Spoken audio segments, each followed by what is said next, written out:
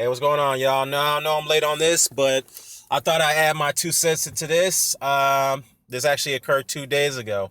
Um, it was reported that Anthony Joshua had just signed a major deal, a lucrative offer with U.S. cable network Showtime, and it's a multi-fight deal. And this deal is second most to Floyd Mayweather Jr., who has signed a big lucrative contract with Showtime a few years ago. So now, if you ask me, this signing of Joshua is another indication that the heavyweight division is back. It's on top. It's the most exciting and best division out there. All right. Now, from my understanding, HBO and Showtime were in a bidding war to get Anthony Joshua. Okay, and this is the reason why they're in a bidding war to get him. All right. First things first, he is the IBF champion, no doubt. But he is still somewhat in the prospect form. But needless to say, Anthony Joshua, of all his fights that he's had, it's like 16 pro fights, they all resulted to knockouts. But he's a very excited and talented fighter, okay? Yes, he does have some deficiencies as far as defense is concerned, but I'm sure he's working on that. But if you ask me also, I think Showtime knows that if they're going to sign a fighter to a big lucrative contract like they did with Floyd Mayweather, they better make sure that this fighter delivers results and he delivers excitement. And that's exactly what Anthony Joshua does, okay? Because I believe, despite the money that they made from Floyd Mayweather, especially particularly on the Manny Pacquiao fight, Showtime pretty much said to themselves that we're not going to sign a fighter who just talks trash but doesn't deliver results in the ring, all right? We're going to have to get somebody who delivers and who can bring us the results, the excitement that fans crave. And again, Anthony Joshua is the guy. Now, mind you, Anthony Joshua is the second British fighter to sign on a major cable network.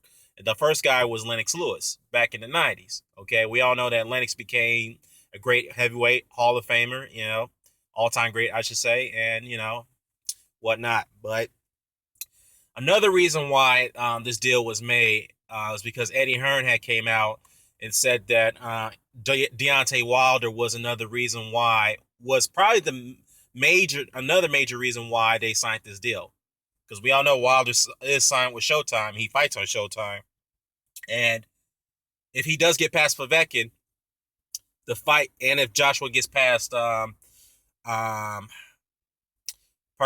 Dominic Brazil in his first title defense, then there is a highly probability that the Wilder and Joshua fight, the unification bout, will happen soon after. But that's time. That time's yet to be told on that, because we know that Joseph Parker, if he gets past Carlos Takam, will be the mandatory challenger to the IBF title.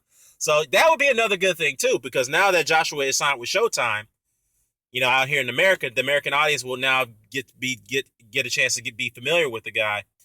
Joseph Parker will have that opportunity as well, and I want Parker to come out here because I think he's ready for the American audience to have a glance at. To me, speaking of HBO, I did allude to them. Since they couldn't sign Anthony Joshua, that is definitely another big blow. Given the fact that they did fire their president last fall due to the Golovkin pay-per-view results, whatnot, which they did make some money, by the way. They did somewhat break even, but as far as the pay-per-view results, it was disappointing. They do have Luis Ortiz. Definitely, they're going to have to really propagate him as their number one heavyweight. But if Joseph Parker does get past Carlos Takam, which I do expect he will in a very tough way, HBO should go after Joseph Parker. Now, if they can't sign Joseph Parker and Joseph Parker ends up on Showtime, I don't know. I don't know. And to me, I think the Showtime is going to be the platform of all the heavyweights. And that's definitely good news. Definitely good for Showtime, because they actually have a better lineup of a fight card this year compared to HBO. And yes, HBO does have Ward and Kovalev, which is a fight that I'm looking forward to in November. And they do have Canelo Khan coming up. But other than that, I don't know.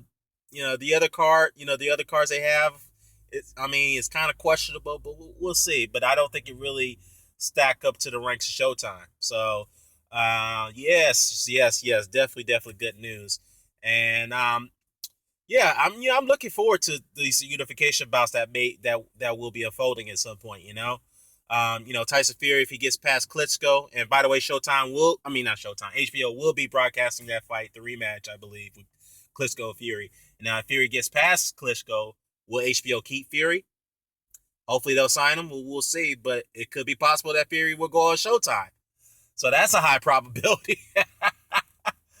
Oh man, oh man, oh man, oh man. But yeah. So let me know what you think about this, guys. I mean, we are, again, the unification bouts between Wilder, Joshua, Parker, Fury. All this is about to unfold, and hey, Lucas Brown may get into the mix. I know he's got his issues with that drug testing situation, but eventually he'll be cleared.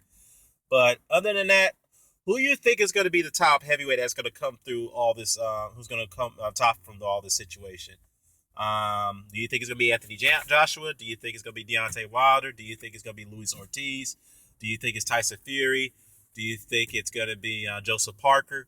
I could go on and on and on. But other than that, yeah, let me know what you think. Drop a comment below. Share, subscribe. Signing off.